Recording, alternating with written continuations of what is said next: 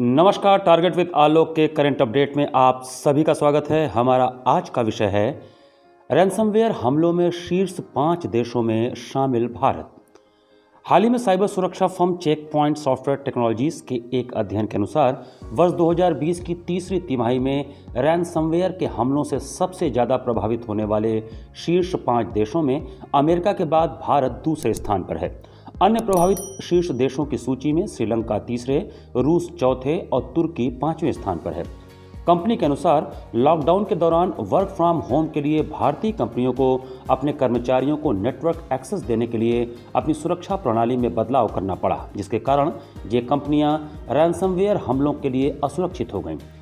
Check Point Software Technologies के सुंदर बालासुब्रमण्यन ने बताया कि अचानक कार्यस्थल एवं कार्यप्रणाली में बदलाव आने से कई आईटी कंपनियां अपने क्लाउड सुरक्षा तंत्र को मजबूत बनाने में असमर्थ रहीं, जिसके कारण साइबर अपराधियों के हमलों में तेजी आई है।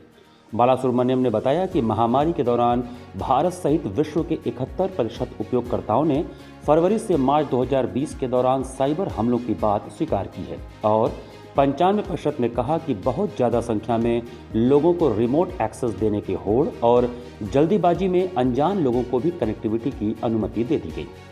चेक पॉइंट ने भारत में साइबर हमले बढ़ने के कारणों में बताया कि यहाँ की कंपनियों के आईटी कर्मचारियों से रातों रात अपने नेटवर्क और सुरक्षा तंत्रों में जरूरत के हिसाब से बदलाव करने को कहा गया।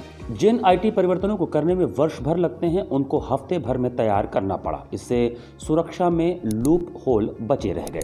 इसके अलावा कई इन्फोसेक यानी सूचना सुरक्षा और डेव ऑप्स यानी डेवलपमेंट एंड ऑपरेशन टीमों ने क्लाउड पर एक्सेस भेजते समय अपने पारंपरिक डेटा केंद्रों के स्तर पर सुरक्षा पैमाने का पूर्ण आकलन नहीं किया था। इससे साइबर अपराधियों को कंपनी के सिस्टम तक पहुंचने का अवसर मिला और हमलों में वृद्धि हुई।